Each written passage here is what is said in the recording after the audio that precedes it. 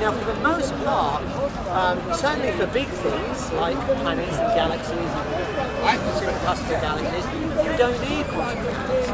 You only need classical theory, i.e. general relativity, Einstein's theory. Right? So you don't need quantum mechanics. However, if the Big Bang theory is true, the entire observable universe becomes smaller than an atom. And then you do need quantum mechanics. And these singularity theorems don't include quantum mechanics. So what we would need to see if those theories are really true, to see if the Big Bang really was the beginning, is you would need what we call a quantum theory of gravity. Okay? So string theory is one example, but there are others. There's another one called loop quantum gravity. Quantum, yeah, string theory is the most famous, but it's not the only one. Right? I've actually made films with the guy that invented string theory and the guy that invented arrival theory called loop quantum gravity. Now what's interesting, and there's another one called Hijab and gravity. Now what's interesting is that people have tried to develop these theories and see if the Big Bang is really the beginning of time or not. And what they found is, in these theories, it appears that the Big Bang is not the beginning of time. No. That the universe existed before the Big Bang. Okay? This is what they come The ripple effect. Yes. So this is but all that time they've been believing that. Yeah, a lot of people did believe that. Now that has changed. Yes. And that will change again. Maybe. And it will always change. Well, I wouldn't say it would always change. We'll get to his. No, hang on. What would happen is that we'll get to a point where our theoretical description of the early universe will have evidence that is so strong that we will be confident. Now, okay, I'll give you an example. No, not necessarily. It may be eternal. Where is it? No, I say we don't know at the moment. So at the moment, what we can say with confidence, we can trace the evolution of the universe back in time to about at least 1 second after the Big Bang. As we get closer, less than a second, things are less certain. Okay, so we haven't validated necessarily what happened, at the Big Bang itself. So we don't know what happened there. However, but the Kalam says that they say you say you don't know. Correct. The Kalam actually says that. So I'm just trying to find out what you know. It's weird because let's open the verse.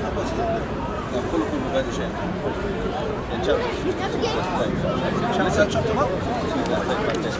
Before we get to that, I just want to ask you, what's your background? My name's Phil. So we're just sitting down casually here to discuss. Well, probably it was. How do I know it? No. What's right. So I studied astronomy at University College London, and I'm not a professional cosmologist. However, I do make films with professional cosmologists. Like Stephen Hawking. Yes. Yeah. We've made films with a lot of the scientists that a lot of the people. You're one of their students. Yeah. Alright, let me ask you a question. Yeah. Just because it's interesting to focus on the Big Bang. Yeah. That's fine. You can do that. I mean, I'm not sitting here and saying that it's a tenet. You have to understand our position. As Muslims, first of all, we're not compelled to believe in all the formulations of the Kalam cosmological argument. First of all, the Kalam cosmological arguments from a philosophical perspective, it takes different forms. Yes. The most simplistic one, which is being popularized nowadays, is the one to be found in Ghazali's book, Fahat al-Falasifa, which is a book, which is an argument that's popularized by the likes of William Lane Craig, or on a popular level. There are other such arguments like this, but Thomas Aquinas has like a 5 or 6 stage process, and then he goes to the unmoved proof and stuff. So we're not saying that the Quran endorses all of that. No, I know. You can't say that. I know that, but certain Muslims do. Do you get it? So I'm saying that. So just as a preamble here, as an important point to start, or a caveat, that even if you say, okay, look, you've completely, I'm not saying this is possible. I don't think you can be like that, or even prove that it is possible. But let's just, for the sake of argument, that if the time came where you say, okay, I can completely dismantle the Kalam cosmological argument, it doesn't follow that then you've disproven God. No. Okay, I wouldn't just say get it. I agree so that's with the that. first one. Totally agree. Second point, as I wanted to ask you now, because you were kind of a specialist in this field, could you tell us the significance of the second law of thermodynamics? Okay. Yes. As it applies to this discussion. Okay, so the claim has been made that even if you forget about the Big Bang, the second law of thermodynamics proves that the universe is not eternal. And that claim. Why is it what? Could you okay, so sure, I can explain what the reasoning is. Yes. So the reasoning is that entropy is increasing into the future, and you'll get to a point where there's a maximum entropy. Explain what entropy is. So entropy, there's a rough definition of entropy, which is basically disorder, but that's not the precise definition of entropy that scientists do. The very precise definition is the number of microstates that you count with a given macrostate. So let me try and explain what I mean by that, because that may not be apparent what I mean. So imagine you have, I'll try and give an example, right? Imagine you build a sand castle, okay? There's only one way, let's say, that you can arrange all the sand to make the castle, yeah? And now imagine you have just a pile of sand. You could rearrange the bits of sand in many, many different ways and still get a pile of sand. But there's less ways that you can rearrange the sand and get a sand castle. So we would say that the sand castle is low entropy and the mound of sand is high entropy. It's not exactly that it's disorganized, although people often use roughly it is that, but it's not precisely that, because there are actually exceptions where you can be more organized and higher. But generally speaking, the specific definition is the number, therefore, of microstates that you count for a given macrostate. Okay, so the idea is that entropy is increasing into the future, and it will get to this point where there'll be some maximal entropy, where there'll be no usable energy in the universe. What would happen?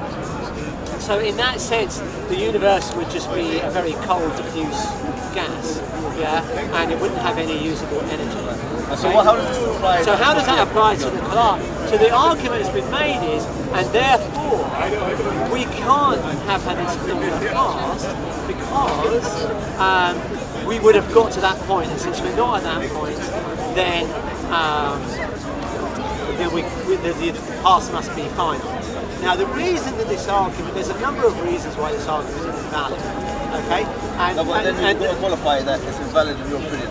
Okay, it's not just my opinion, it's in the opinion of many of the people, the scientists, that have been quoted by the defenders of the That's fine. There's people. So let me just give you the context. No, don't take my word for it. I've made films with the very scientists that have been quoted by the people who are the top scientists in the field, that have been quoted by people like William Lane Craig. So Alan Guth and Roger Penrose are two of the key scientists here, right? And both of them agree that the universe is probably eternally into the past, and they've been misquoted when it comes to entropy. Okay? No, you're saying they've been misquoted by William Lane Craig, right? And others. Yeah. He's not the only one who's made this argument. So what we're saying, just to qualify. I know you're not necessarily. There's no consensus in the scientific community, just to be clear. Yes. That basically. That entropy implies a beginning. So let me try and explain why. So far I've only explained why it does. So let's try and explain why it doesn't. Go on. Okay. So first off, it's not. This is the argument made. There are different arguments about this. So there's not a consensus. Yeah, of course. So there are different arguments. We don't know what they are. So what Alan Guth is suggesting is that the maximum entropy of the universe would be infinite. Yeah. In which case, hang on, I'll explain. So if it's infinite, then you'll never get to the maximum entropy state. Yeah. And in a multiverse, that would be the case. Yeah. Because although in a pocket. Yes. But here now because to be fair here. Yeah. Yes. Sorry. You can't jump from one speculation to another. Actually, with gravity they can. Okay, so when you say speculation, exactly what do you mean by speculation? No, I'm saying with gravity on different dimensions they can. That's what I'm saying. What I'm saying is that. Speak a bit louder, buddy. Sorry, bro. What I'm saying is that generally, now you mentioned the multiverse. Yes. Now I have to be honest with you here. We can't take that as we can't run with that at the moment. Do you get it? Like you can't just say in the multiverse, in a hypothetical, conditional, non-speculative multiverse, this X, Y, Z. It's not a proven fact, but it doesn't mean there's no evidence for it. Okay, so it's not like you're either proven fact or zero evidence. The multiverse for me is like religion. Why do you say that? Because basically, why do you not believe in religion? Because I feel the evidence for it is okay, same thing with the multiverse. Let's be the creator. Okay, religion. Do you feel like the evidence for it is insufficient? It's lacking. It's not there. Right. Okay, so anyone can say the same thing about the multiverse. Okay, so first off, let me address this point. Okay, there's two ways to address this. First off, even if we don't know whether the multiverse exists or not, we can say that if there is a multiverse, what are the consequences of that? No, we can't say that. Why not? I'll tell you why you can't say that. Now, because now you're moving from science to philosophy, and it has to be shown, yeah? The reason why you're moving from science to philosophy... I'm not moving from science. No, you're 100% moving from science to philosophy. The reason... Okay, how do you define science?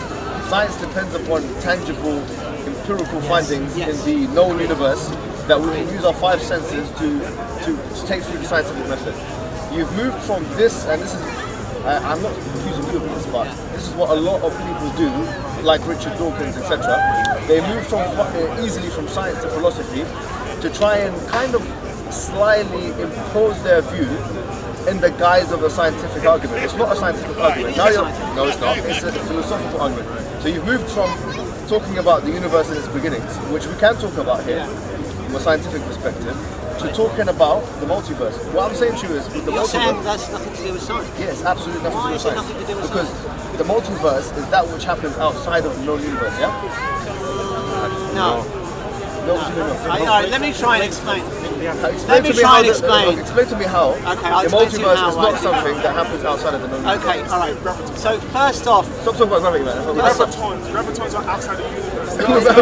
I'll try and explain. No, hang on. Am I wrong? No. Okay, well let me try and explain. Let me try and explain, right? So,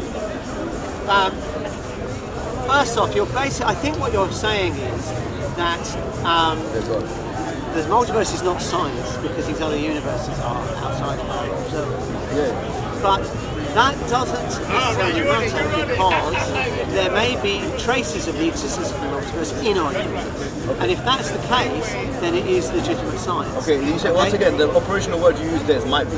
Yes, and let me try and qualify. So unless you can let me expand there on that. is. So first off, so then we can ask the question, well, is there any evidence of this multiverse that we can observe in our current universe? Okay. What do you consider evidence? Okay. Well, if the theory makes a prediction and then we go and get data that matches that theory, then I would say that's evidence. So flat Earth theory that this man believes in, that's fair enough, it's evidence. I'm saying I was talking about the whole concept of I'm just saying. Sorry. For example, I think the evidence for a flat Earth is not good, and the evidence for an Earth that's a bit more like a sphere is good. The way you've defined it's good to him, it's not good to me. Stay on the topic. Okay, I think let's stay on the topic. No, right? I'm just the reason why it's important. So let me. So why that's are we defining evidence as that? How do you define evidence? Okay, for me, This is how science defines evidence. how does science define evidence? We think that a theory is likely to be true, or it has evidence in its favour if it makes predictions for experiments, and then we do the experiment, and the experiment returns data that is exactly what the theory says. So you're talking about the scientific definition of evidence? Yes. Okay, let's run with that for now. Okay. So let me try and explain without of course. right what the evidence is. So when we look at the Big Bang, okay, we see that there are a number of problems with the Big Bang theory, okay, and these can all be solved if you introduce something called inflation to the Big Bang, which is a hypothesized very rapid growth spurt for the early universe. Now, inflation makes a number of predictions for the statistical properties of the cosmic microwave background, which is the earliest light that we can see. And I interviewed the guy that was the cosmologist who gave the press conference for the European Space Agency's Planck probe, which is a $1 billion satellite that made the most accurate maps of this radiation. Okay, and I asked him, does your satellite provide evidence for this theory of inflation? Okay, and the answer he gave was yes, it does. And I'll give you an example. There's a number, I won't go into the technical details, but there's this number called NS, and inflation theory predicts that you should observe NS to be 0.96. Okay, so when the satellite went and observed this, the observed value came back as 0.96. Okay, so we think therefore that the theory is somewhat confirmed. Now, of course, we would like more evidence. Okay, but so far the evidence has come back in favour of this theory. Okay, let me finish it. Right now, this theory of inflation doesn't just predict these properties of the microwave background. It also predicts that our universe is part of the multiverse. Okay, and in particular, there's a form of the theory called eternal inflation, And we also What's the evidence it provides in that respect? So the version of the... Okay, so how does inflation... No. That's not my question. You're saying your theory predicts X, Y, Z, yeah? Yes. Okay. So what we've unpacked is your evidences for the fact that, for example, there could be inflation. Your proposed understanding of inflation, yeah? Yes. That's what you've shown the evidence for, or this thing that, to be honest, it's over my head. Okay. 0.96 thing. Well, we made a documentary. I suggest you over my watch head, it. right? I'll watch it. But Watch Before the Big Bang, episode 4. But I'm just Eternal saying. Inflation in the Multiverse. Just Google Before the Big Bang Skylight and you'll see it. yeah. And So you'll see the interviews with the scientists. what I'm asking you now is, what are the tangible evidences that you have of an existing multiverse, and why do you believe it's an existing multiverse? First of all, I'm not sure that the multiverse exists. It might not exist, right? What I'm saying is the evidence so far is certainly suggestive. It's not. And how many universes would there be in the multiverse? I wonder where the come up is. It would be a very large number, possibly. No, hold on. Sorry. Now this is where you move really quickly from a scientific discussion to not only a kind of religious scientism that you've made up, but a kind of just made very this stuff up. philosophy. This is the mathematical hold on. implication of the theory. Hold on, man. You just said a big number, possibly infinite. Yes. Okay. First of all, there's a mathematical problem with using the word infinite. Yeah? What's the mathematical problem? Okay. I mean, I'm sure you're aware of it. This is your field. Go on. You've heard the examples given by mathematicians. Ali, tell them, man. How do you know that? How do you know that? Tell them, Ali, man. I don't know that it exists. I never said it does exist. I said it might. I don't know. You're the one that says it doesn't. How does it? I didn't. What we're saying is, how does Okay, how would the multiverse be infinite? Is that what you're saying? that's not, we're saying infinite. How do you know? Can you show me? Phil, they don't really know, but what they basically say Please is don't you say can't that, have Rob. an actual... Rob, you can't say you don't know. We're asking the question here. He's asking, you can't respond. Infinite doesn't know we did. We're asking the question. Does infinite exist in the real world? Where are you getting your thing? Or where's where you get? Like for example, You're right, brother. There's no.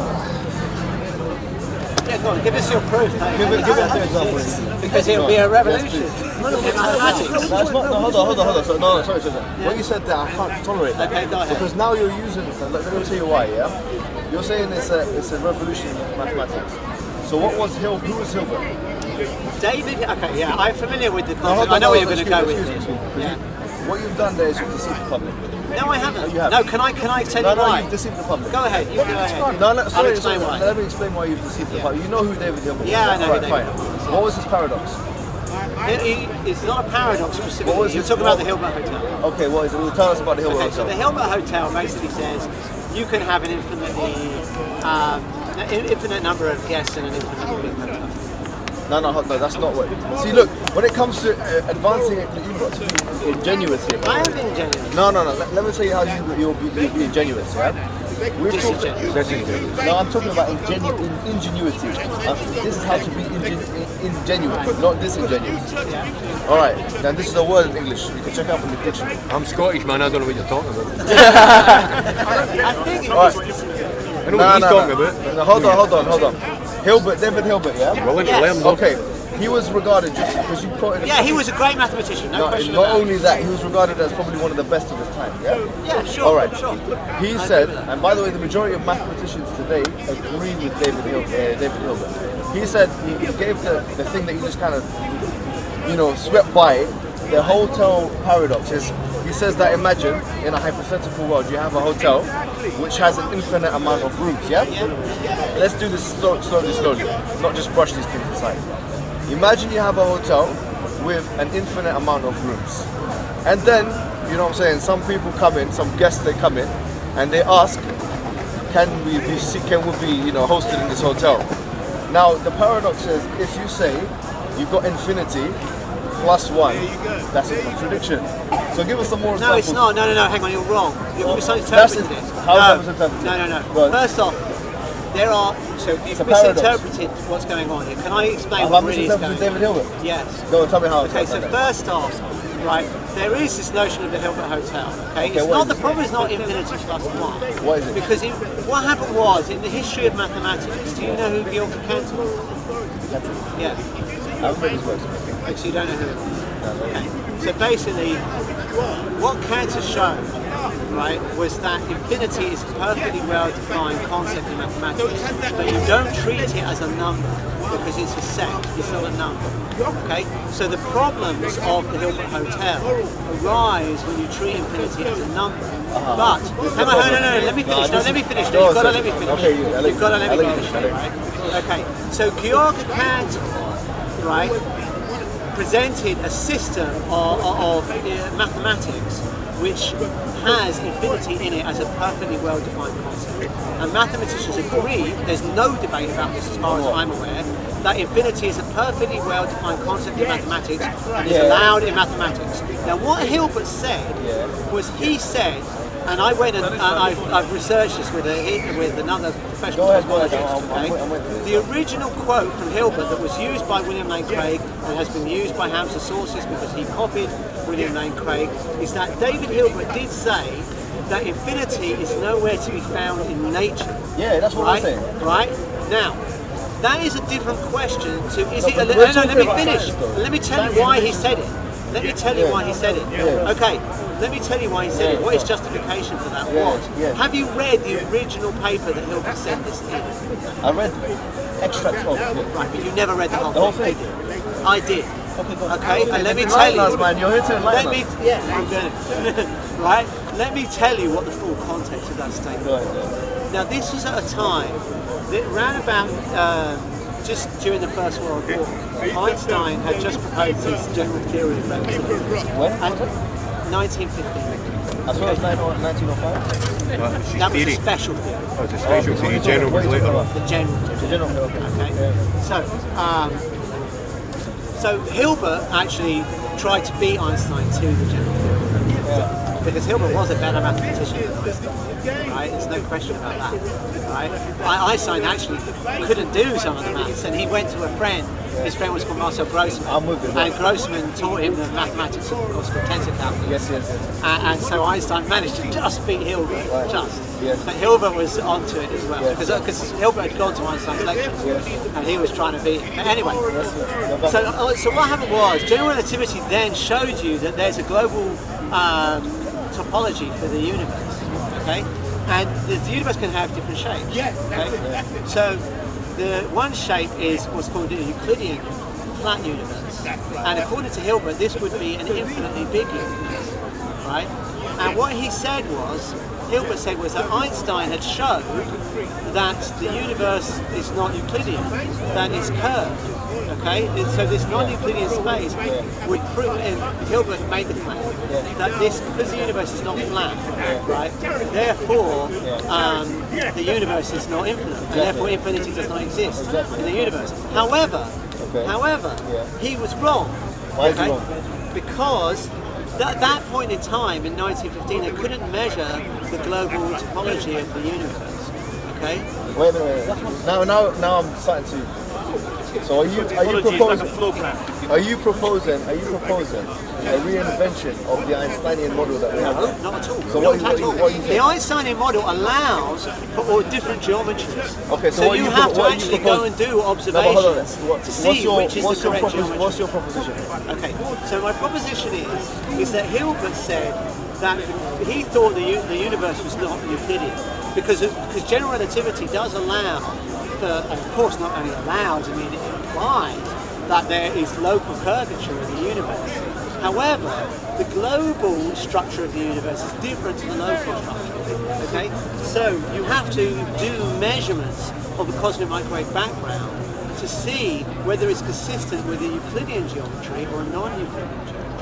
Okay, and that couldn't be done at that time in the life of work. So he made an assumption, right? Now, let me finish because I'm almost done. To be honest with you, like you've been speaking for about 10 minutes. Okay, hang on. I haven't got to the point. Let me just get the punchline. Finish it off. Let me just get the punchline. So what happened was, in the 21st century, it was finally possible to make these measurements.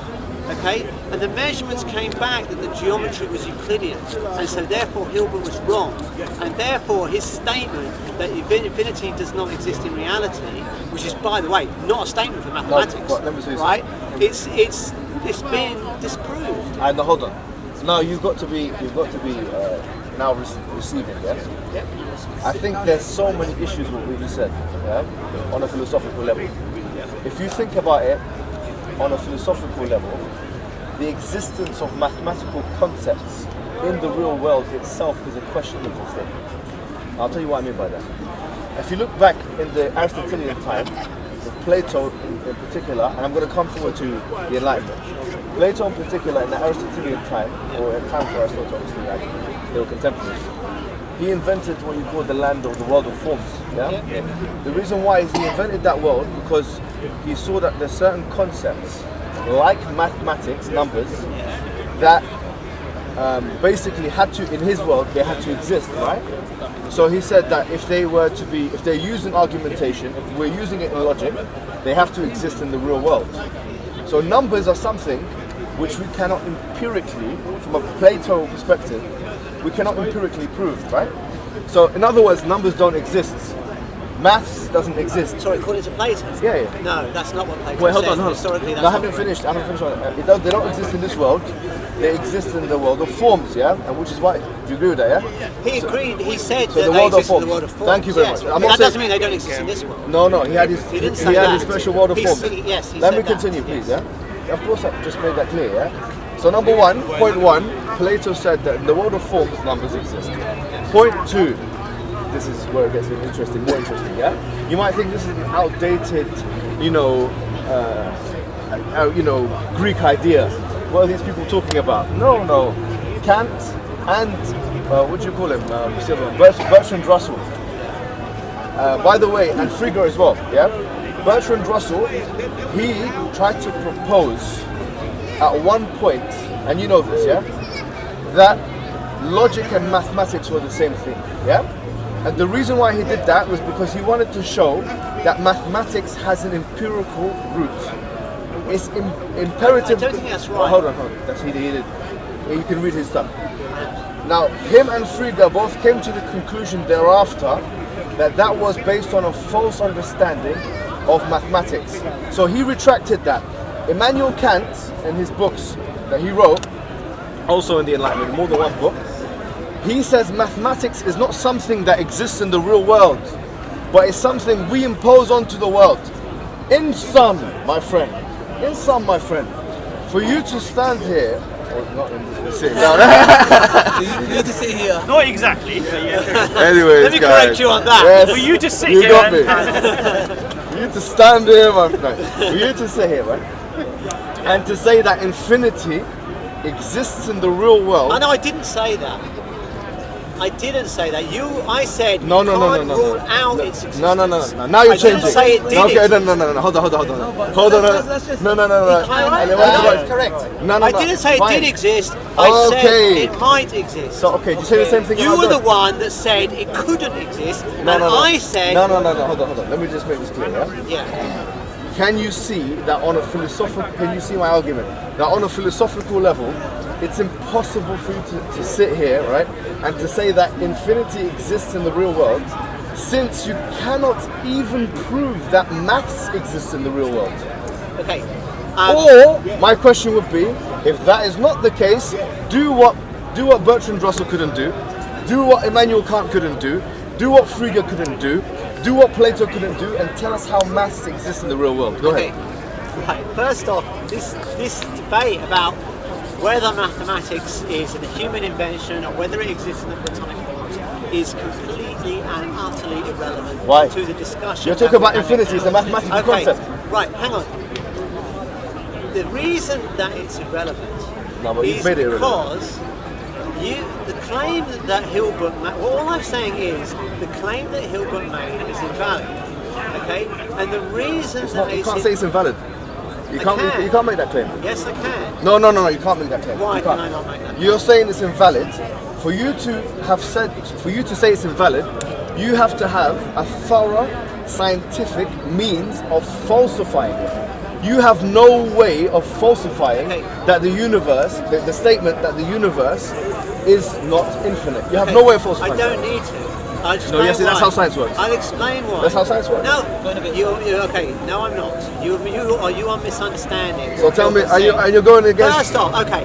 So first off, if I say that the evidence points to a conclusion, and then we show that that evidence did not point to that conclusion, I don't have to prove that the opposite is true.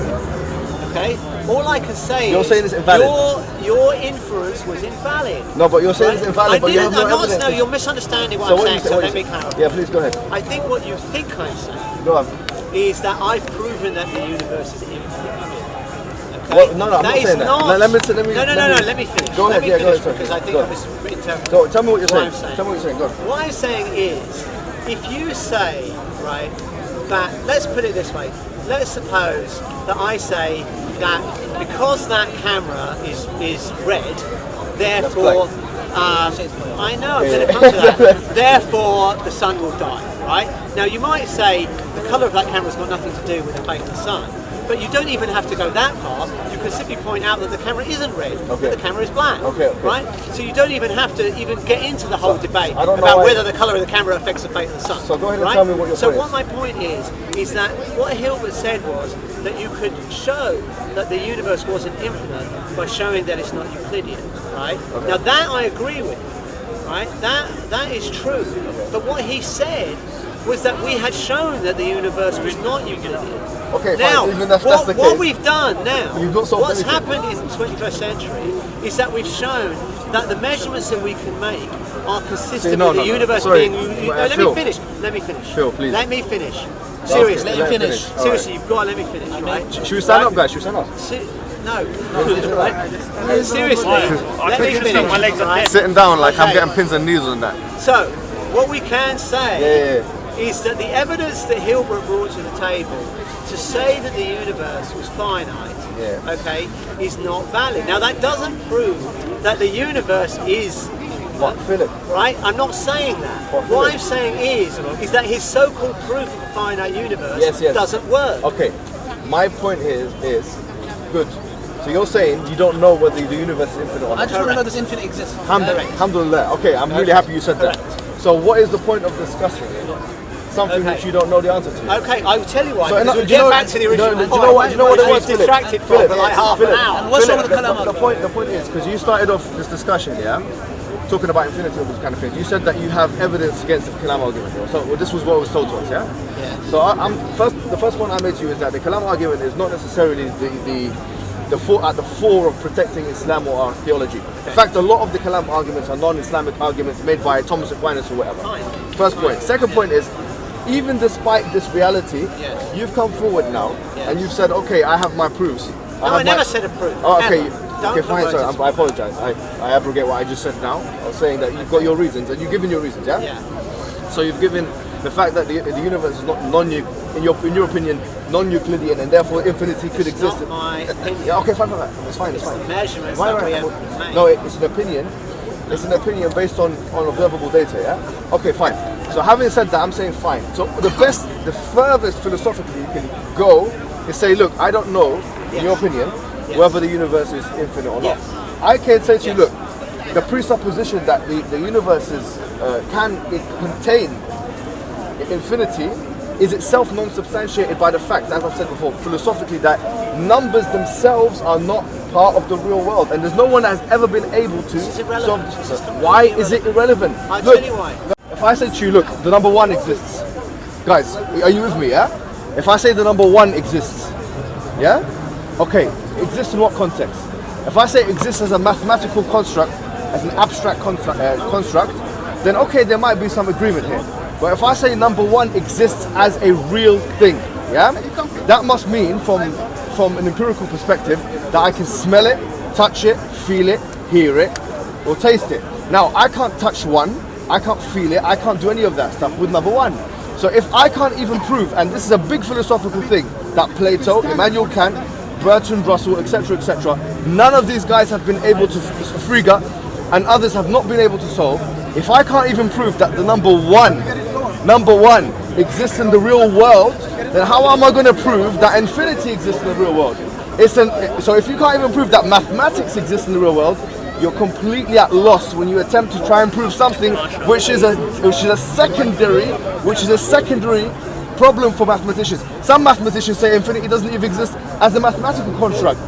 So having said that, and we talked about some of them anyways, we're not going to go into that. So having said that, all your argument, no, Philip, all your argument is based on here. Your argument is genuinely based on absolute speculation. Okay, so and it has no, you have basically no evidence whatsoever today. Right, okay, let me respond. Can we stand here? The cameraman stand up, just stand up, just forget it.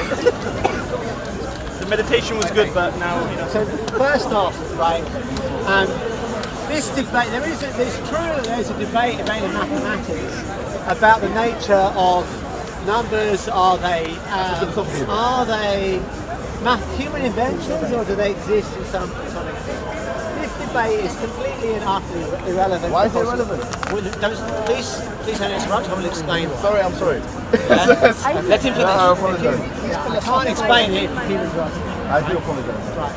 Okay. The reason that it's irrelevant is because we don't need to know whether numbers are human inventions or whether they have some platonic form in their own right. So, for example, if I want to know how many bottles of water do I have, right? I just need to go, I've got one and another one, there's two. I don't need to debate what is the nature of numbers, are they human inventions? No. Now you're straw manning this philosophy. I'm not straw manning. It's irrelevant. Your argument is irrelevant to the question. No, but he's speaking and he's not allowing me to. Let him finish. Okay, let me finish. You haven't let me finish. Okay, I'll let you finish. Right. I'll let you finish. So, okay. So if we're trying to debate, right, whether or not there's a multiverse, right? Let's suppose we're trying to debate, are there other solar systems?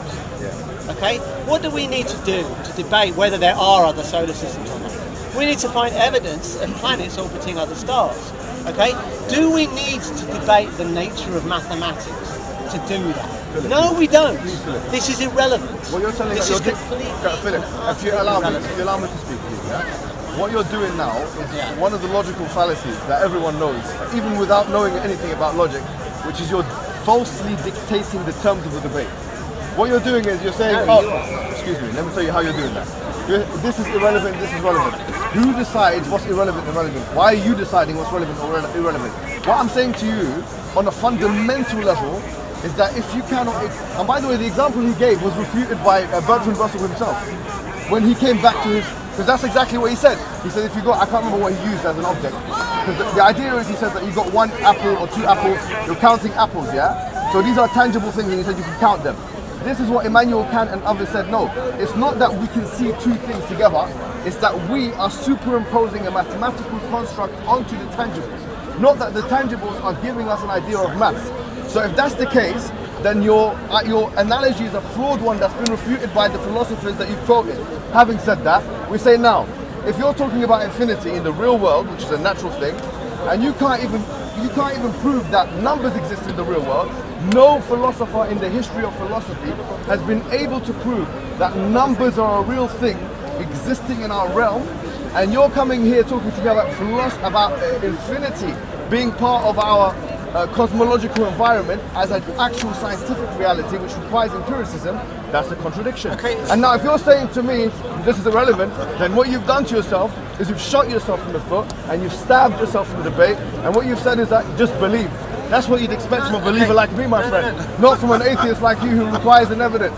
I think you should throw in the towel before it's too late. Okay, let me explain why I'm not going to throw in the towel. Throw the towel. Because first off, you've misinterpreted Bertrand Russell. Okay, what Russell was trying to do, and what you've completely failed in your understanding of Russell. I think you should throw the towel. Right? Seriously. Yeah, you want to keep saying stuff like that, and you can do a good, entertaining show for the crowd. But you're not actually progressing the debate, are you? I think you can put on your clown show if you want, right? But I don't think anyone's going to be impressed with the level of your intellectual, right? What Bertrand Russell was trying to do was trying to establish whether mathematics could be perfectly self-contained system, okay? And that is yes it is. You should look up Gödel and what Russell was trying to do. What should I look up about Gödel? Gödel showed that what Russell's objective of trying to create a perfectly self-contained mathematical system was flawed. Okay, so that is what Bertrand Russell. You're talking about Gödel, yeah? Yes. In what? In what? His incompleteness theory? Yes. No, that's not nothing to do with that. It's nothing to do with the work of Bertrand Russell. No. What you've just mentioned, I don't understand. You're trying to put things together which have no relevance. No, they are relevant. Golden's theory, incompleteness theory. Yes. He had two incompleteness theories which he wrote in Venice, yeah? Okay, it's really important. We see he wrote them. No. Yeah, right, go ahead and show off how much you know about that. Because you've mentioned the name, and you said you go and read him, so I'm showing you that I've read him before. Right. So because if you're going to say that you should go and read Godel, and I'll tell you what city he's in, that indicates to you as an interlocutor that actually I've read him before. And so you should treat me as an equal and not as a lower. But you're not presenting. So, you're not presenting what Russell. That's point one. You're not presenting what Russell said. That's the reason why I mentioned Venice. That's the reason why I mentioned Venice. Number two, now I'm telling you as an interlocutor that you're someone of knowledge. You've obviously done your research. No problem. But what you're saying is not exactly what's being said by those philosophers. Gödel's incompleteness theorem was something that he had as a mathematician, as a thesis that he had against set theory generally. It's not against set theory. Okay, well he was showing inconsistency. Hold on. Anyone could do their research. I'm saying anyone could do their research. Gödel was talking about set theory particularly, but it had impacts on mathematics generally. So here we have Gödel, but we're not talking about Gödel. I'm not here talking about Gödel. You're talking about Russell. I'm talking about. And you're saying that Russell. Your point is, my point is this. We agree here. So far, there's agreement. We don't actually. The funny thing is, we're talking here, we're discussing here, but here there's actually agreement. We both agree that you can't prove that maths exists in the real world. We both agree that you can't prove that infinity exists in the real world. We both agree that. Right, but where we disagree is that you've proved what you. Where do we disagree? Where we disagree is that you have proven, or there is a proof, I should say, sorry, that infinity cannot exist in the real world, and that statement is false. Okay? No, I'm not saying that. That is what you said. No. This is what all right, fine. Okay, so you agree that it is possible. No. I'm saying that from our perspective, as people, for example, look, you have to understand where we're coming from, yeah? Yeah. We have a different epistemological route to truth to you, yeah? Okay. Our epistemological route to truth requires, you could say, actually is beyond deduction. Because it depends on what your truth standard is, yeah? Deduction, a deductive argument, a syllogism if you will, yeah? Is A, B equals C, yeah? Therefore C. We've got that to offer. The Kalam cosmological argument is that, yeah? Yeah, but it's but none of the assumptions that are presented in the Kalam, right, we know to be true. Okay, and you've given. Now let me interrupt for a second, because you're getting the conversation. All right, finish that, and I will get back. What I'm saying is, look, yes, we have deduction to offer. Yeah. Every deductive argument or every syllogism that's ever going to be made is going to require premises and things which lead from premises which are derived from the existential experience that we have, the empirical reality that we have.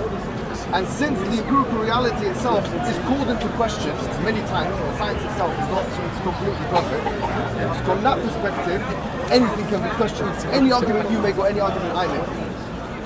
My position today is not to tell you, look, believe the Kalam cosmological argument, believe the premise and what comes and follows from the premise and therefore becomes a Muslim.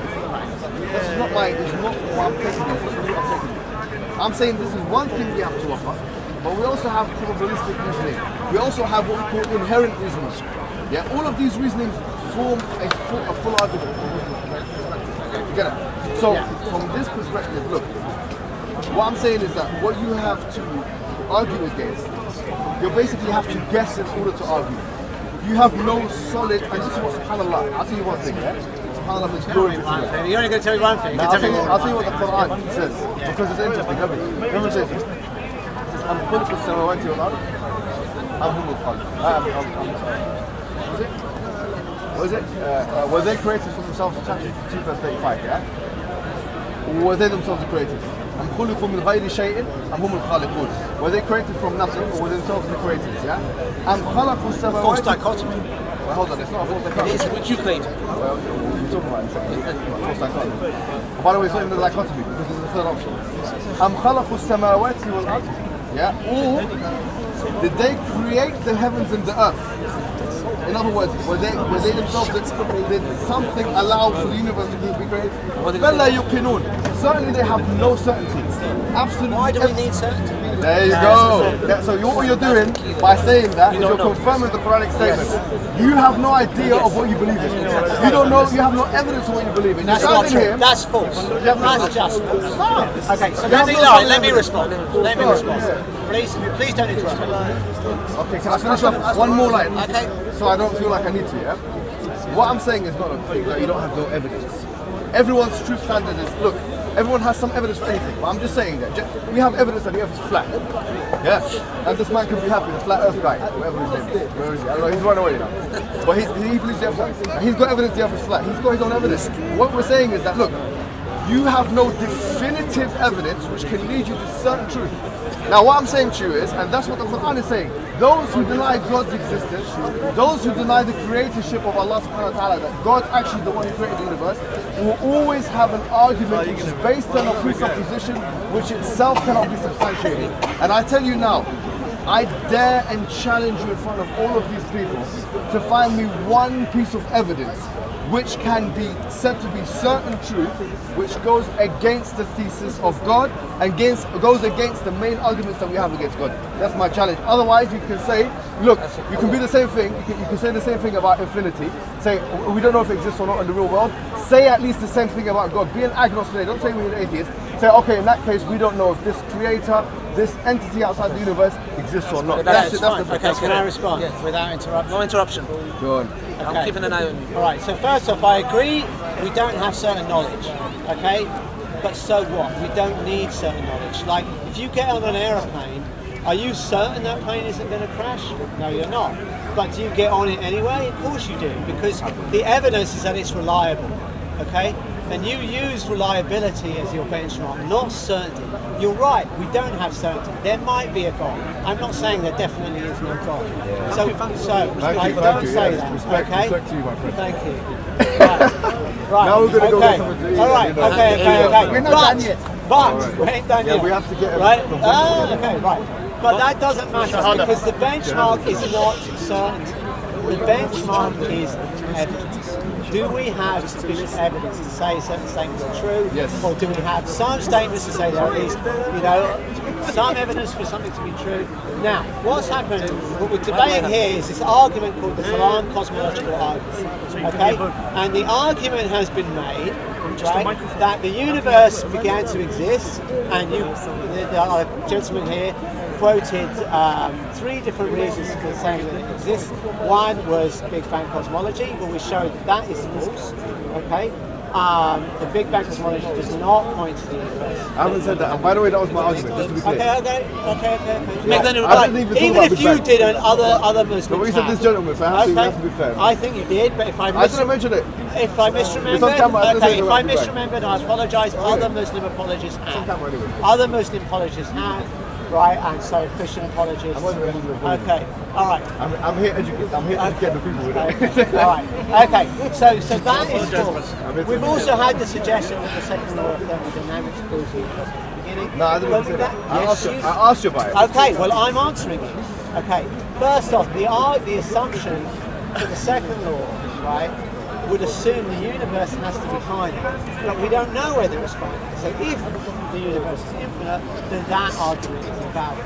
Okay, so we cannot say that this proves the universe has a beginning, because it's quite possible that the universe is infinite. We don't know, it may or may not be, but the fact that we don't know means the argument cannot proceed to this conclusion.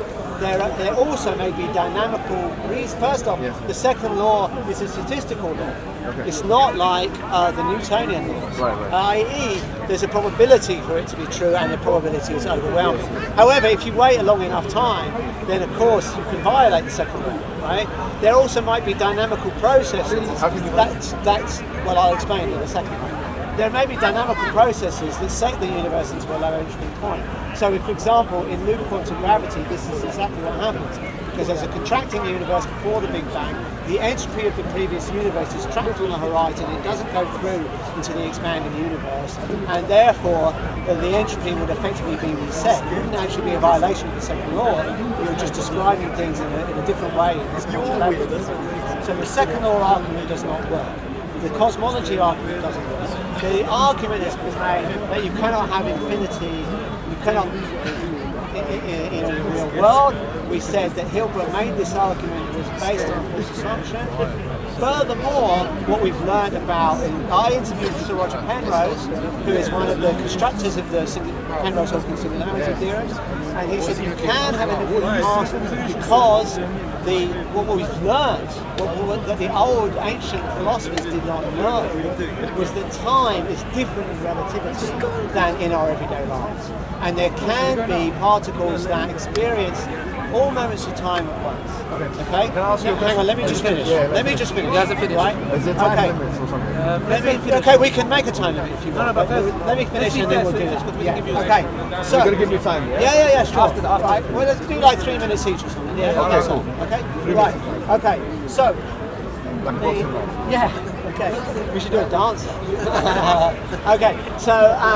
So what Penrose said was that for massless particles, they don't feel the passage of time. So energy can actually transverse the infinite. This statement, something can transverse the infinite, is assuming a passage of time that's like our normal experience of the world. What Penrose says is that this is false, that massless particles can do so, and therefore that argument is invalid too. Okay? So we're not saying that we know the universe is eternal in the past, we don't know that, right? But we don't know that it had a beginning either. And the arguments that supposedly prove it has a beginning are not valid arguments. And the last point to make is, even if the universe did have a beginning, you can't necessarily say that it had an end, because causes that we understand and we know in our everyday world, they exist in time. Okay? But you're trying to, but if there was a beginning to the universe, then there wasn't any time before the beginning. Because time is part of it. So that's what we learn when we study relativity. Hold on. Therefore, you are not in a position to say that causality, yes, I'm just about to finish, therefore we're not in a position to say that causality would necessarily apply if the universe had a beginning. No, but can I tell you something? That last comment that you made about time. Is it 3 minutes? No, Yeah, okay, let's do 3 minutes. hold on, not now. I'm going to have like 7 minutes and then you can have 3 minutes. Because you just had like 5 or 6 minutes. Yeah, but so did you before. So did you before. And your man here agrees with that. Yeah, sure, All right, 4 minutes. 4 minutes. 4 minutes each. I'll leave it to you, man. Let me tell you something. It's on the camera. Generally what you said, let me just start with the end. Yeah? What you said about time, generally, is unsubstantiated. Because what you have to understand is that, first of all, in philosophy, you have 2 theories of time.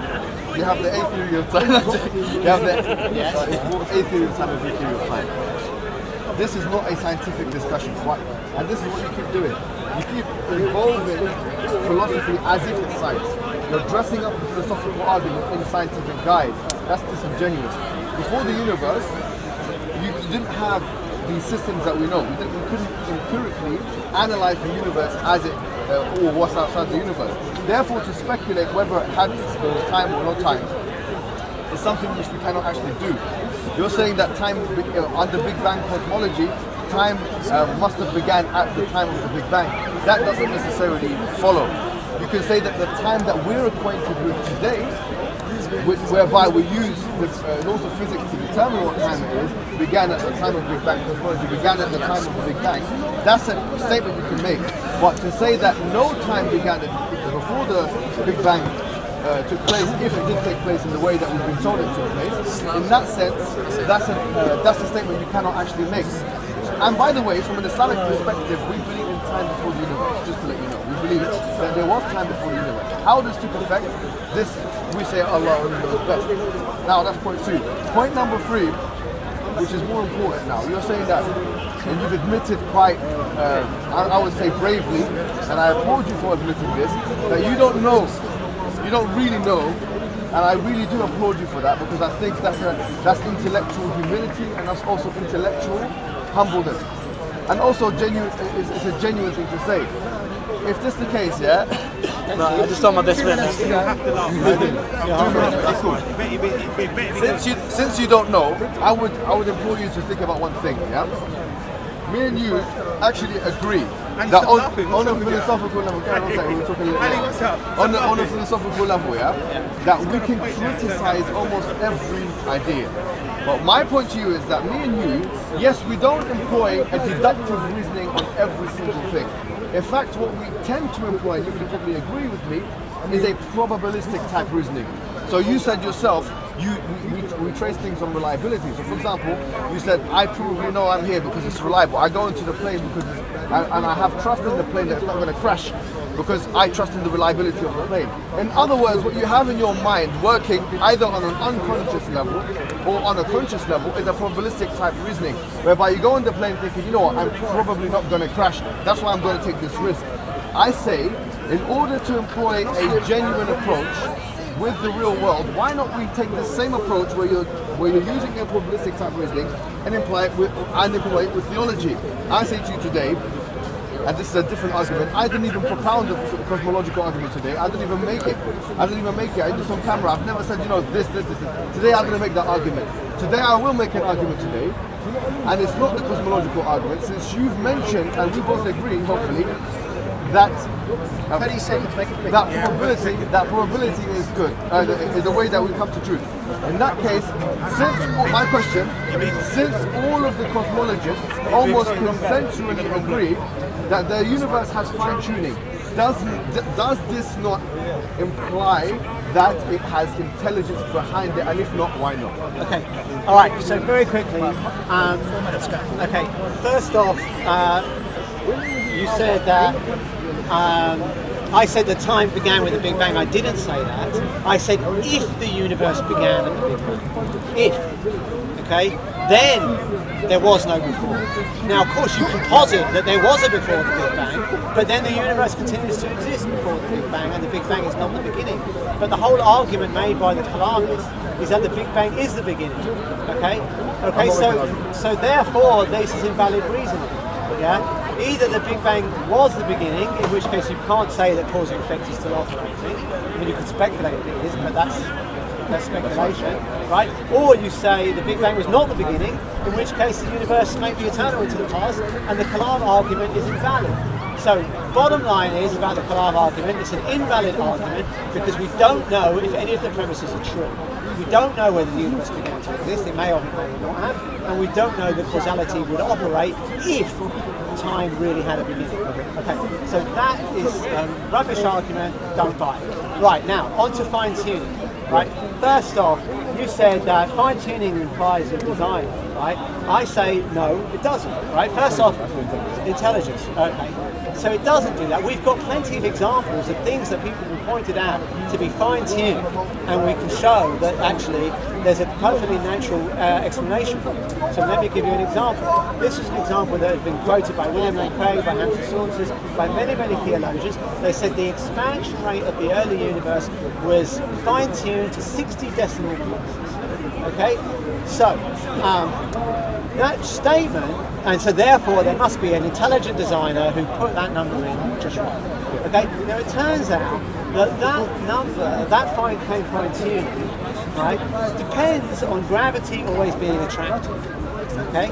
However, what evidence from cosmology shows is that there was an early period of inflationary expansion to the universe, and we do have empirical evidence for this. I'm not saying it's overwhelming evidence, but I think it's quite strong. Okay, and you can watch our films where we explain what that evidence is. Okay, now what that does is it turns the equations upside down. Right, so where the evidence is. Where the evidence is that if inflation did happen, then in fact that number does not need to be fine-tuned. So we now have a natural explanation for this that doesn't imply any intelligent designer at all. Okay, so this statement that if something we seem to be fine-tuned implies a designer, okay, that statement is false. We have evidence that statement is false. I'll give you another example. Okay, it was thought that the distance from the Earth to the sun had to be perfectly fine-tuned. If it was a bit further away, then the Earth would be too cold, if it was a bit too warm, and so life could only exist if the position of the Earth had to be very delicately fine-tuned. Okay? Again, we found out that that argument was invalid. We found it out in two independent ways, not just with one way. One way was we found there was another way to heat a planetary body via gravitational force. So, for example, planetary bodies like Enceladus, like Europa, that are outside of the so-called habitable zone, they actually can be habitable because the water can be heated by tidal forces. Second off, we've also found that there is, how many? 20 seconds. 20 seconds. We've also found that there's an enormous number of planets out there. Okay? And therefore, you don't need to fine-tune your location because there's so many planets. It's basically like saying, I won the lottery, it's incredibly improbable. Well, it could be that an intelligent person picked the lottery, or it could be, similar explanation, there were lots of lottery tickets sold. Okay, I'm sorry to say, Phil, right? In your rebuttal, you want to call it, or whatever, attempt to refute my point, you actually fumble a series of logical fallacies that any onlooker with a just mind would have also realized. Number one, you said we don't know. Yeah? As you said, the reason why we shouldn't take the cosmological argument as a valid argument is because the premises are unfounded, right? So, okay, we don't know if the premises are true. The lack of knowledge of something is not invalidation of the thing. That's a very well-known logical thing. But for example, if I don't know something, does that mean it doesn't exist? Okay, that's point number one. So you're saying our lack of knowledge of something, or our lack of certain knowledge of something, is tantamount to us rejecting that thing. We should reject that thing. Yes, it's an invalid argument. It's an invalid argument. Why? Because we don't know if the premises are true. Just because we're not certain of the premise being true, does that mean we should completely get rid of it? I'll tell you something. If that's the case, you should employ the same reasoning with mathematics. We don't know that mathematics is in the real world for certain, but are we going to say that we reject mathematics? We don't know and cannot prove certainly that rationality itself is something we can prove. Unless you use rationality, in which case you're going to be using a circular argument, which again is a logical fallacy. Are you going to here be logically consistent and say that we're going to reject rationality? No, you're not. But what you're doing is you're using selective critique of certain arguments you don't want to believe in, for whatever reason, for whatever predisposed reason that you have, or for whatever psychological reason you have, and you're disregarding other things. So in other words, we won't accept the cosmological argument because we don't know this premise is certainly true. But what, on the other hand, we will do is we will accept mathematics, having the same criticism could be made of mathematics. We will accept science, even though the same criticism could be made of science. We will accept rationality, even though rationality, the same criticism could be made of rationality. That's called hypocrisy in discussion. Point one. Point two. You talked about the fine-tuning as if you've actually caricatured the fine-tuning, as if those who refer to it, people like your friend Stephen Hawkins, who you sat with and you had an interview with, and you filmed him, your friend, the disabled one, him, when you discussed it in his own book, Brief History of Time, he mentioned fine-tuning, and he or any of the cosmologists, when they refer to the fine-tuning, they don't refer to the planetary bodies and the heating of the planet Earth. No. Martin Rees in his book, Just Six Numbers, and others, they refer to the laws of physics. Had they been different by decimal numbers, decimal points, the universe itself wouldn't be allowed or couldn't bear human life or any life. No life would be able to be in the universe. It's nothing to do with the planet Earth. So you've caricatured, you've made a straw man called the fine-tuning argument, which actually is nothing to do with the fine-tuning argument. You've slapped it down in front of everyone to make it seem like you've slapped down the argument. But what you've actually done is you've just slapped down something which no one invented anyways. No one is referring to that kind of fine-tuning. Point number three. You mentioned that even in your trying to slap down the straw man, you didn't do a good job. Why? Because you said that the fact that we can see that there are other ways to heat a planet. Who cares if there are other ways to heat a planet? We're not talking, even when we're talking about the planetary example of the planet Earth, that there are other ways to heat a planet. It doesn't matter if there are other ways to heat a planet. If the planet is in a certain position, respective to other planets and respective to the sun, and that position is a very delicate position. Had it been different, in a different position, then it would have been destroyed, too hot, too cold. Anyone can understand that. That's a different argument. We're saying that the planet itself is in a good position, but that's not the fine-tuning argument. So you have to now refute the points of fine-tuning. Go ahead. Right, so you made three arguments. You said, one, that if we're not certain, I'm consistently using certainty. Okay, the criteria is not certainty. I'm not saying we dismiss the Kalam because we're not certain that the assumptions are true. I'm saying we don't even have any good evidence that they're true. I'm happy to go with non-certainty. Okay, now don't interrupt me. I didn't interrupt you. Okay, now give me an extra 10 seconds. No, right? Bonus time because you interrupted me. right?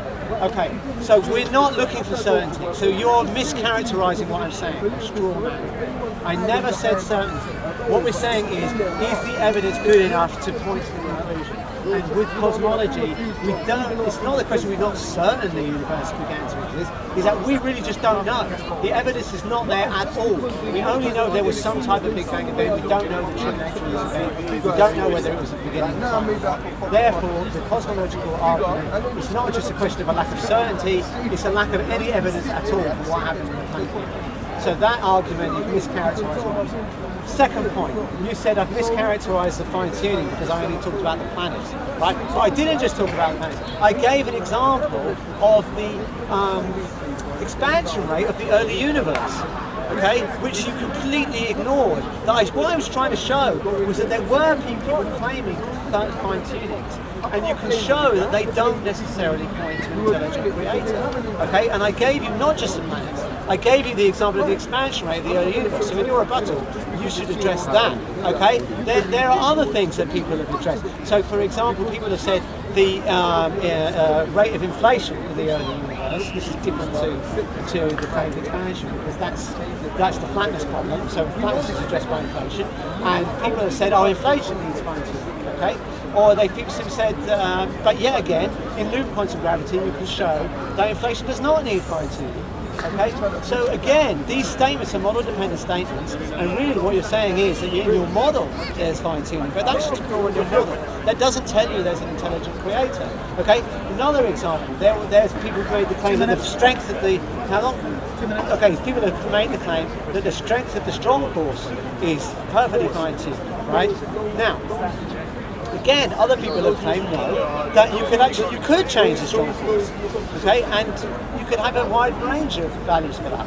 And so therefore, again, you're assuming this fine-tuning is some kind of fact, but it isn't. Of course, you can't confirm. You cannot do an experiment where you change the value of a constant and observe whether the universe actually has life in it. And you can show, if I gave you the standard laws of physics and the values of all the constants, and I asked you to predict whether there would be life in it, you would not get the answer right.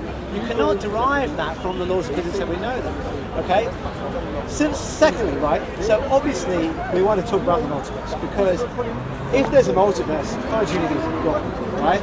Now, the multiverse stems from inflation in cosmology, which we do have some evidence for. Right? Inflation predicted NS equals 0.96. We observed it to be 0.96. It predicts the cosmic microwave background is Gaussian, it's adiabatic, that there are superhorizon correlations. I don't have time to bang on these terms. But the fact is, you can go on NASA's WMAP website and they say, we have found evidence for inflation.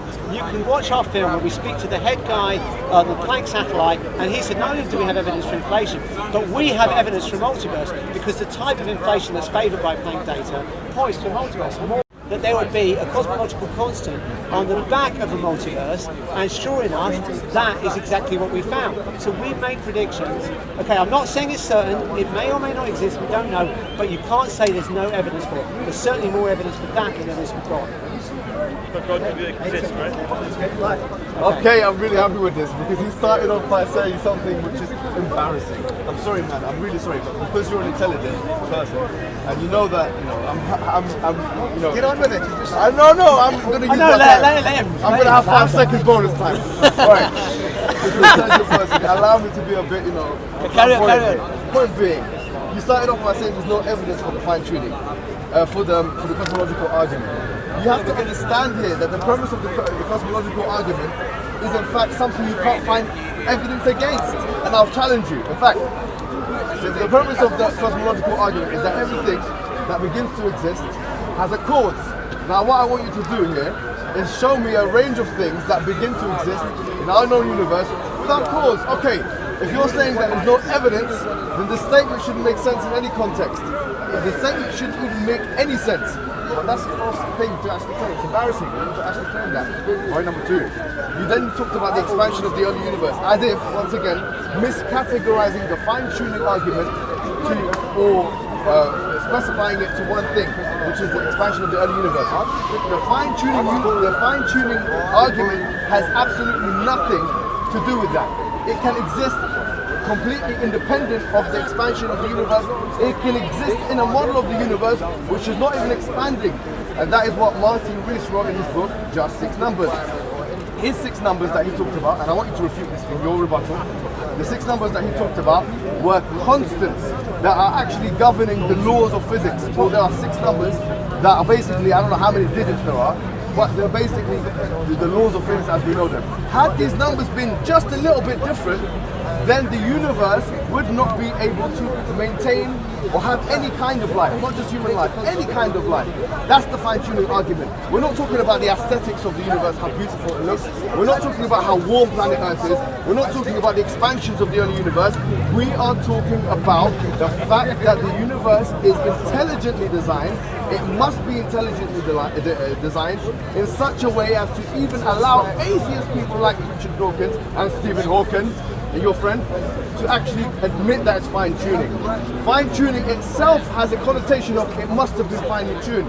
Having said this, I want you to now, in your rebuttal, explain to the rest of the audience members of today that actually the fine-tuning doesn't exist and it couldn't exist.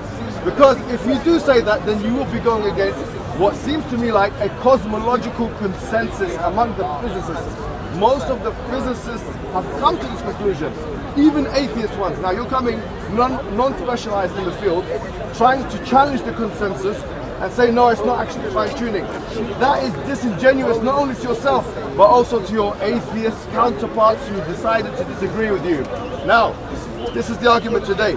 If you do agree with the probability type reasoning, then the fine-tuning argument as an argument to indicate that the fine-tuning of the universe is actually a fine-tuning which necessitates an intelligence, that argument should be like a hand in a glove.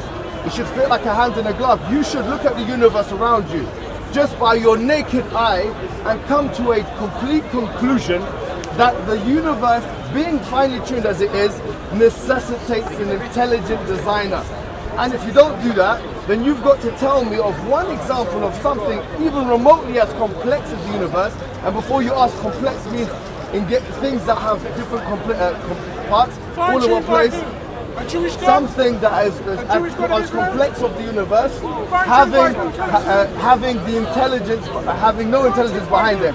You've got to tell me now of anything in the known universe which is even remotely as closely, finely tuned as the universe, which has no intelligence behind it. Go ahead and tell us. Okay, so first off, he said I have, on the Kalam cosmological argument, he says I haven't presented any evidence that the assumptions of the argument are false. But I don't need to. You don't need to prove that the assumptions are false. You only need to show that there's no evidence that they're true. So for example, if I want to get someone off on a murder charge, I don't have to prove that my defendant didn't do it. I only have to show that the evidence that he did do it is no good. And then I can dismiss the case. So I can dismiss the Kalam cosmological argument without proving that any of the things are false. I only need to show that you haven't proved that they're true. And I have shown that. So, with the fine-tuning argument, he said that the expansion rate of the early universe was nothing to do with the fine-tuning. That is complete nonsense. I encourage you, go and watch debates that theologians have done where they've quoted the fine-tuning argument. This is actually the most quoted example of fine-tuning.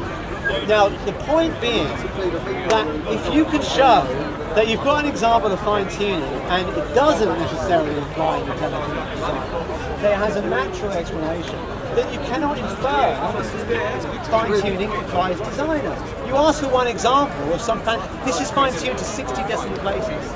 Okay, that's the claim. But we have a completely natural explanation for that. You can show that in inflationary cosmology, the fine-tuning completely goes away.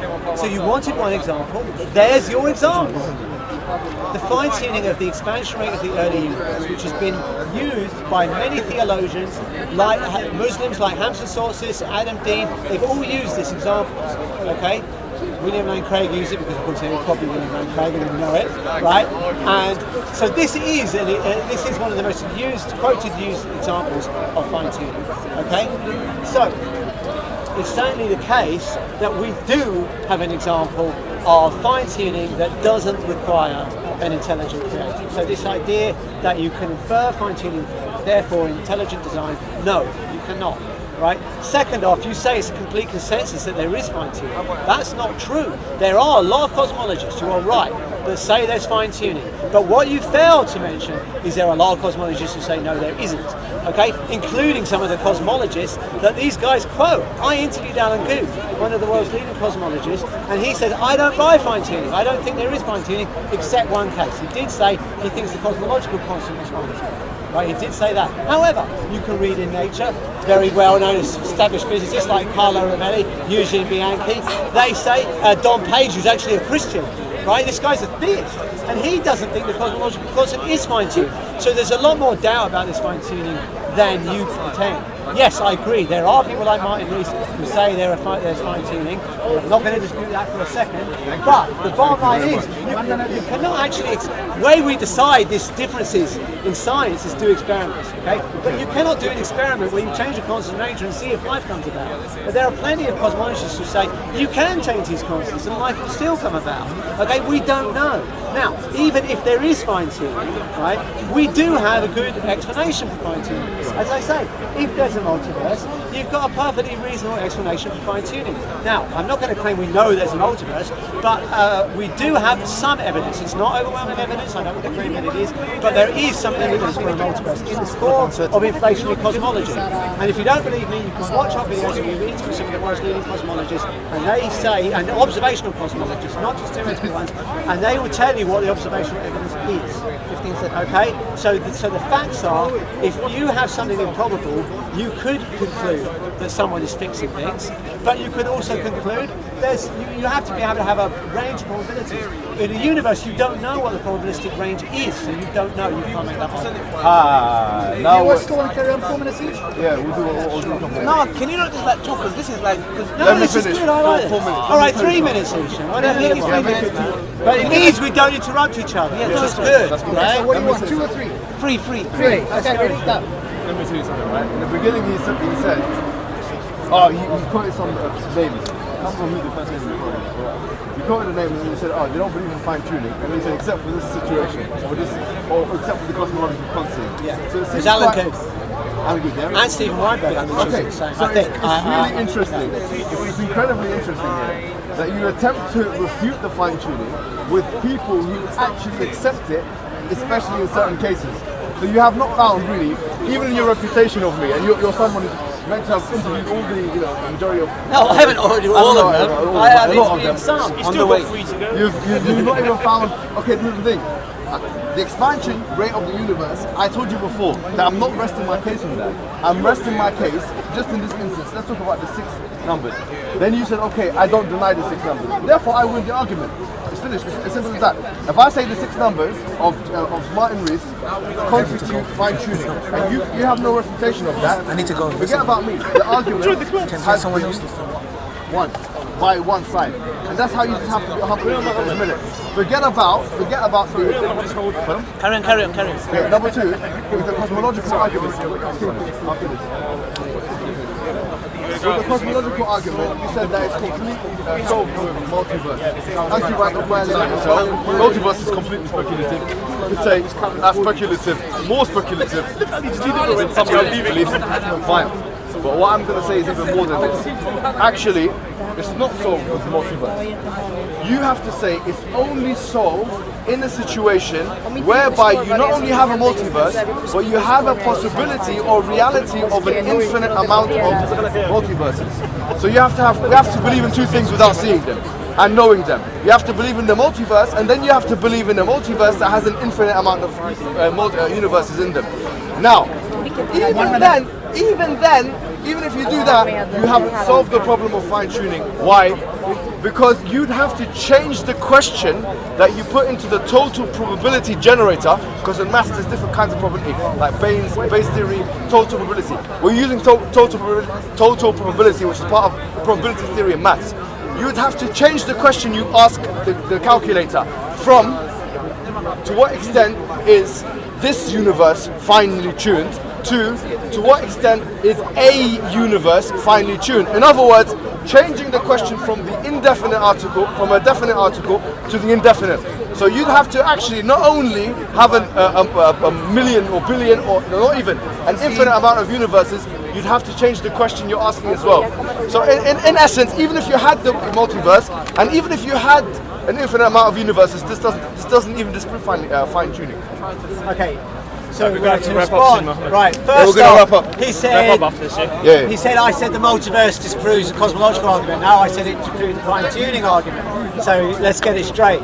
Second off, he said that because I quoted people like Alan Guth who don't believe in fine-tuning apart from one example, and the fact that they agree with that example means that I've been refuted. Absolutely not. The point is, there's no consensus on this stuff, right? Yes, Guth agrees the cosmological constant is fine-tuned. Actually, I should say only if the cosmological constant is the vacuum, okay, which cosmological constant may not be the vacuum.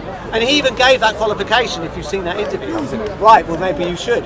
I'll watch it. Keep advertising your Skydive Phil before the Big Bang, right? Because he said if subscribe to my channel on YouTube. If the cosmological constant is My name, Mohammed Hijab. okay, if the cosmological constant is okay, come on. Sorry. I'm getting bonus time. It's alright, go on. Conclude if the that. We have to cosmological wrap up. constant is the vacuum energy density, then it's finely tuned. But of course, this is what Carlo Rovelli is saying. Well, maybe the cosmological constant is not the vacuum energy density, and then it's not fine-tuned, right? So there isn't this consensus. There are and it's not just the early expansion rate of the early universe. Like the strength of the strong force, right?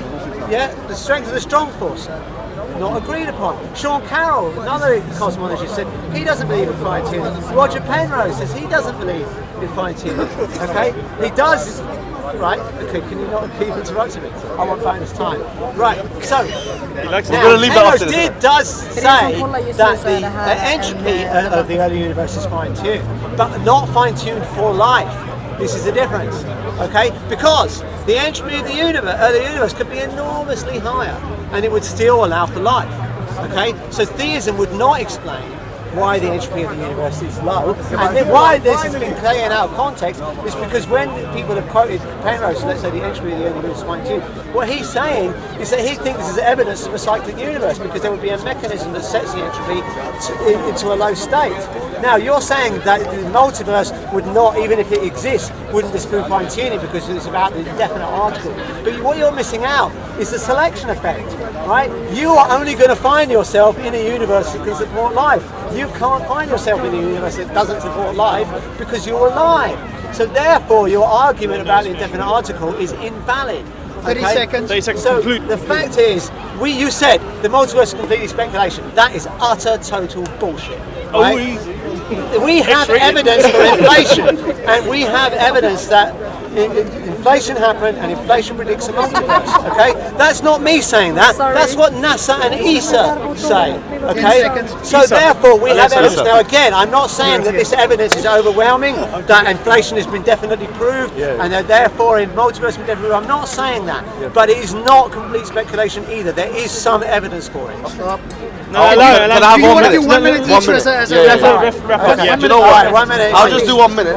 That's what fine. You want to do it 1 minute? Nice try. No, Well, if you're wrapping up, I get to Phil, wrap. let Phil wrap up. Let 1 Phil minute wrap up. each. Phil, You go ahead first. 1 minute. No, each. you go ahead first. Mohammed, I you was go. asked Fine, first to that's speak. cool. Ready, No problem. go. Thank 1 you very minute. much. Whoa, Thank you sorry. very Hang on, much. wait. All right, okay. Sorry. Wait. 1 second, man. sounds like agree to Okay, disagree, 1 minute. boys. Wrap up. Okay, listen. It seems like my major argument today, I've only put one argument forward. I wasn't necessarily propounding the cosmological argument, but I was defending it from certain things that he was saying, which I believe are unsubstantiated. I don't believe the cosmological argument itself, in and of itself, as a standalone thing, should be used too much in the da'wah. We should have a basket of different kinds of arguments we use it. As it relates to the fine-tuning argument, which I put as a supplement, or as the main argument today actually, you have to remember, I talked about, as a main argument, the work of Martin Rees, the 6 numbers. He has not been able to refute the fact that there are 6 numbers that detail the natural environment from a physics perspective, 15. which had they been different, the universe would not be finely tuned for 10. human life, and therefore if you can do it now. If not, we have to admit that actually you have no answer. Okay. All right, 1 minute, go for it. First, I've been quoting Martin Rees. What he forgot to mention, he's misquoting Martin Rees because Martin Rees is saying that we've got evidence for a multiverse, and he thinks that's the solution to the fine-tuning. So even though Rees thinks there is fine-tuning, right, you're forgetting the fact that he thinks there's evidence for a multiverse. So he doesn't think that's God, and you've conveniently ignored that. Can you not interrupt me? Can I get 10 seconds extra? No, but I have to- you interrupt me 10 seconds extra. Stop, right. 1, 2, go. Okay, right. Okay, so first off, right, just because Martin Rees says it, there are other cosmologists that don't agree. And the point about science is you have to confirm things by experiment. You cannot experimentally confirm that these constants have to be fine-tuned. Even if they are fine-tuned, right, it doesn't necessarily prove God. It could be a multiverse, or it could be something other than a multiverse. There are other solutions. People have proposed that the cosmological constants might vary throughout the universe, and we actually have seen some observational evidence in the form of alpha that this might be the case. Now, this evidence is tentative. I'm not saying it's anything definitive about it, but it certainly doesn't prove God. And one last thing, that even if it was fine-tuned, right? Think of this. Why would a God need to fine-tune the constants of nature? Don't you think that God is going to create life via supernatural intervention anyway? So he doesn't need... But it is possible. Right? Okay. But what I'm saying is, if he's going to create life via supernatural intervention, he doesn't need to fine-tune the constants, But he could. does he? There could be reasons that we don't know. Right. Fair play. Right. Fair play. You get my point, right?